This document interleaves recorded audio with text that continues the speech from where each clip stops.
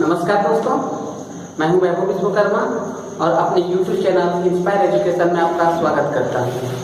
आज हम फिर से उपस्थित हैं आपके सामने रासायनिक अभिक्रिया एवं समीकरण का पार्ट 2 लेकर। इससे पहले पार्ट 1 में हमने रासायनिक अभिक्रिया के बारे में पढ़ा था और हमारे दैनिक जीवन में होने वाली विभिन्न तरह के रासायनिक अभिक्रियाओं के उदाहरण के बारे में पढ़ा था। तो आज हम इस पार्ट 2 में पढ़ेंगे कि रासायनिक समीकरण क्या होता है, उसे किस प्रकार से लिखा जाता है और उसे संतुलित किस प्रकार से किया जाता है।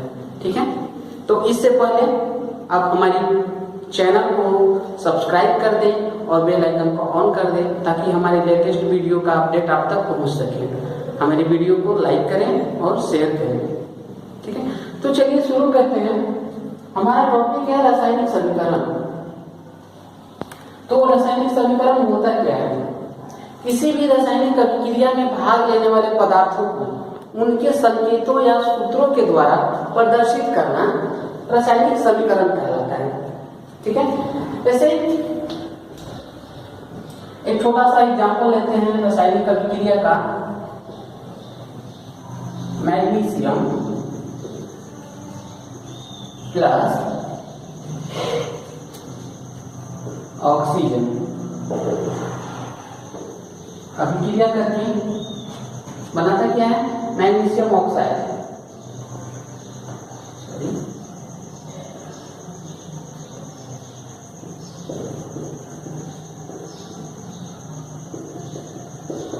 ऑक्साइड क्या है? जब मैग्नीशियम धातु ऑक्सीजन के साथ अभिक्रिया करता है तो मैग्नीशियम ऑक्साइड बनता है। ठीक, तो हम इस अभिक्रिया को इनके सूत्रों के द्वारा रिप्रेजेंट करते हैं तो यह रासायनिक समीकरण बनता है। यह भी एक रासायनिक समीकरण ही है, लेकिन इसे शब्द रासायनिक समीकरण कहते हैं क्योंकि इनको शब्दों के द्वारा लिखा जाता है। ठीक है, तो मैग्नीशियम का प्रतीक होता है Mg, ऑक्सीजन का प्रतीक होता है O2। आगे यह बनाता है मैग्नीशियम ऑक्साइड। यहाँ पर देख रहे हैं कि रासायनिक जो प्रतीक हैं इनको लिखते समय जब दो या दो से ज्यादा अभिकारक आपस में मिलते हैं तो इनके बीच प्लस का चिन्ह बनाया जाता है। ठीक है, और बीच में एरो का चिन्ह दिया जाता है। यहाँ पे हम देख रहे हैं कि रासायनिक समीकरण का दो पार्ट्स दिख रहा है, एक पार्ट इधर है, एक पार्ट इधर है। एरो के चिन्ह के एक एरो का पूंछ की तरफ और एक एरो के सिर की तरफ दो पार्ट्स बन रहे हैं। तो एरो के पूंछ की तरफ जो पार्ट होता है उसे अभिकारक कहते हैं। ठीक है, और एरो के सिर की तरफ जो पार्ट जो बनता है इसे उत्पाद कहते हैं। ठीक है, रिएक्टेंट प्रोडक्ट। ठीक है, यहाँ पे देख रहे हैं कि जब दो या दो से अधिक अभिकारक होते हैं तो उनके बीच हमको प्लस का चिन्ह देना होता है।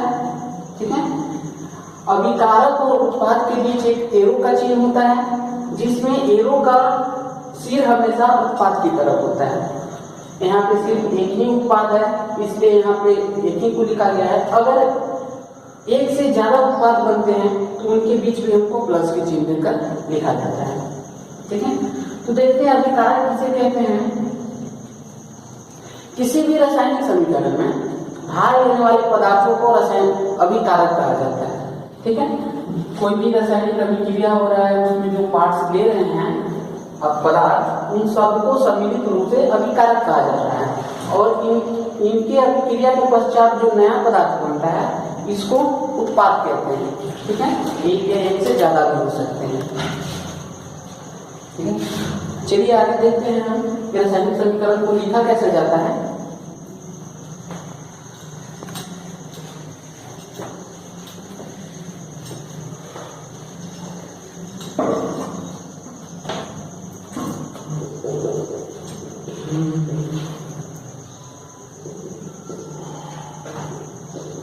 रासायनिक समीकरण लिखना है।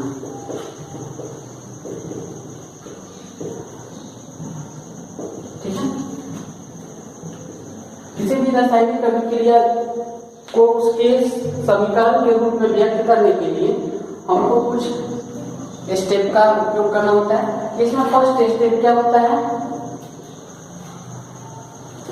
फर्स्ट स्टेप होता है कि जो अभिक्रिया हो रहा है उसमें पार्ट जो भाग ले रहे हैं, अभिकारक और उत्पाद, जो भी अभिकारक भाग ले रहा है, उत्पाद बन रहा है, उनको शब्द समीकरण के रूप में हम व्यक्त करेंगे। जैसे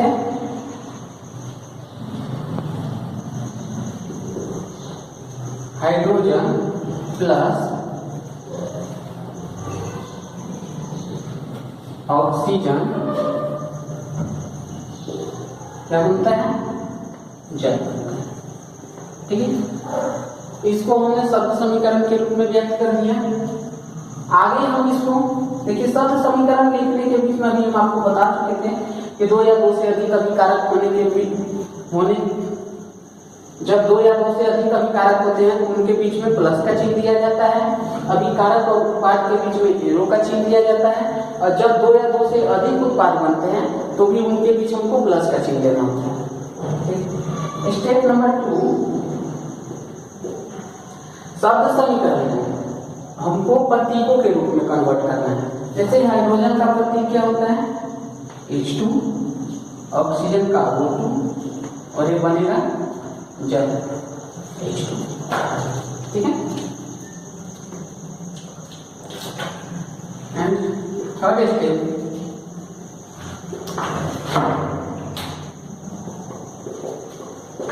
संतुलित करना।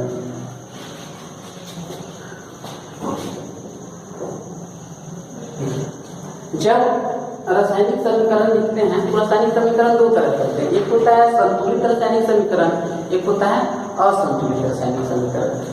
तो हमको रासायनिक समीकरण को संतुलित करना होता है। ठीक है, तो रासायनिक समीकरण को संतुलित क्यों करना पड़ता है? सबसे पहली बात आती है कि हम रासायनिक समीकरण को संतुलित क्यों करेंगे। ठीक है, तो द्रव्यमान संरक्षण के नियम के अनुसार से होता क्या है कि रासायनिक अभिक्रिया में ना ही द्रव्यमान का निर्माण होता है और न ही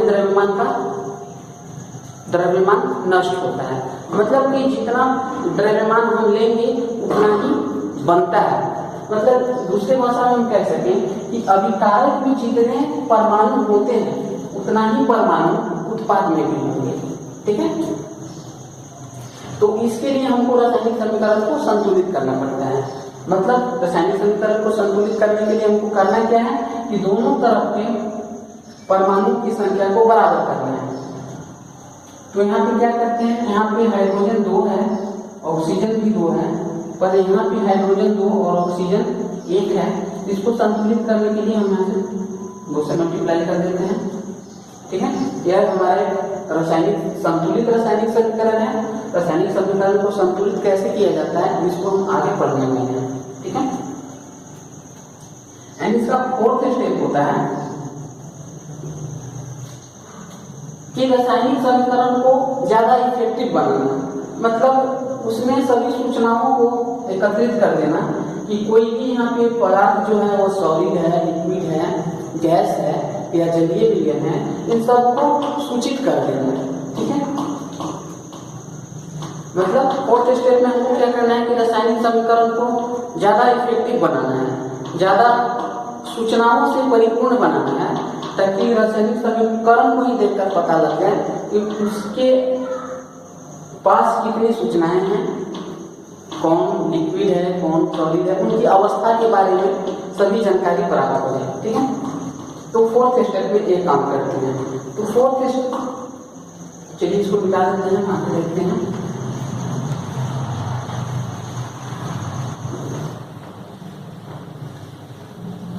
यहाँ पे हम देखते हैं कि जब कोई भी ठोस होता है तो उसको हमको एस से डिनोट करना है। कोई भी पदार्थ अगर ठोस है तो उसके बगल में एस से डिनोट करेंगे। अगर द्रव है तो एन से डिनोट करेंगे। गैस होने के केस में हम जी से डिनोट करेंगे। अगर जलीय विलयन है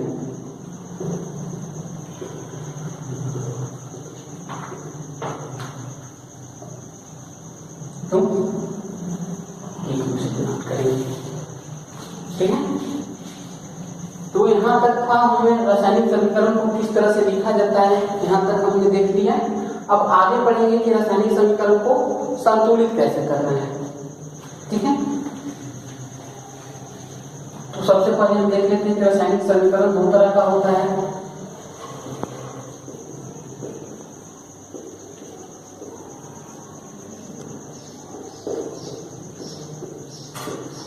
एक तो होता है असंतुलित,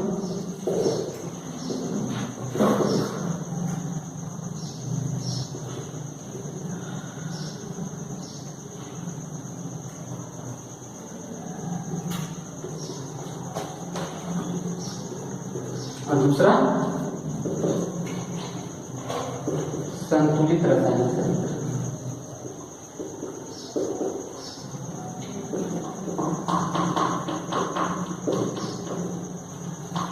ठीक है, इस केस में क्या होगा कि अभिकारक और उत्पाद में जितने भी अणु हैं वो बराबर नहीं होंगे, और संतुलित के केस में क्या होगा, अभिकारक के तरफ के परमाणुओं की संख्या और उत्पाद की तरफ के परमाणुओं की संख्या दोनों इक्वल होंगी, बराबर होंगे। तो हमको रासायनिक समीकरण को संतुलित करके सीखना है।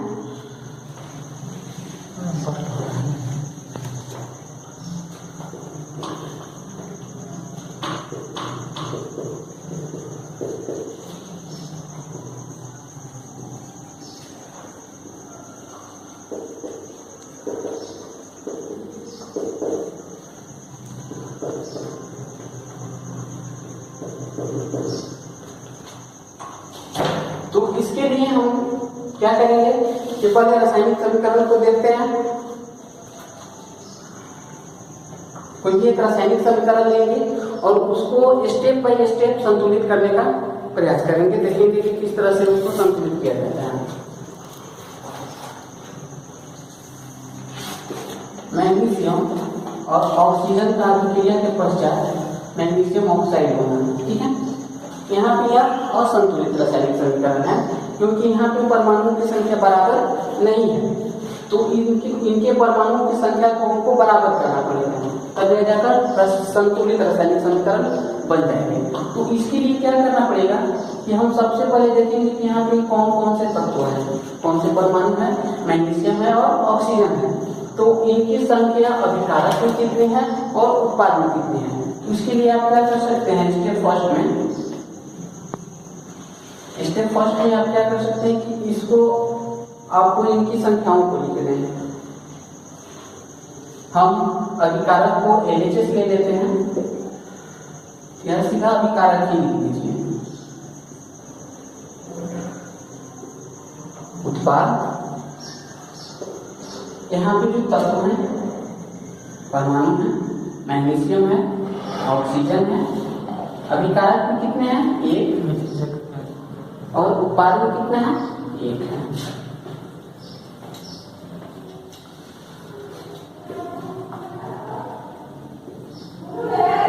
ठीक है, यहाँ पे ऑक्सीजन कितना है, 2 है, यहाँ पे ऑक्सीजन 1। ठीक है, तो इस प्रकार से हम देख पा रहे हैं कि यहाँ पे यह असंतुलित रासायनिक समीकरण है। इसको संतुलित करने के लिए हम देखेंगे कि जिस अणु में सबसे ज्यादा परमाणु की संख्या होगी वहां से हम संतुलित करना शुरू करेंगे। ठीक है, तो यहाँ पे देख पा रहे हैं कि यहाँ पे मैग्नीशियम ऑक्साइड के पास दो परमाणु है और असंतुलित भी है। तो हम यहाँ से शुरू करते हैं संतुलित करना। तो यहाँ से संतुलित करने के लिए हम करेंगे क्या कि सबसे छोटी से छोटी संख्या का गुना करेंगे। ठीक है, गुना कहाँ करना है, गुना हम करेंगे किसी भी अणु के फॉर्मूला के शुरू में करेंगे। ठीक है, इसके सूत्र के शुरू में करेंगे, ना कि बीच में कर देंगे। जैसे कि यहाँ पे हमको ऑक्सीजन 2 है, यहाँ पे ऑक्सीजन 1 है। ठीक है, तो इसको हमको संतुलित करने के लिए यहाँ से यहाँ पे मल्टीप्लाई करना होगा। तो आज के लिए इतना ही, मिलते हैं नेक्स्ट वीडियो में। थैंक यू, धन्यवाद।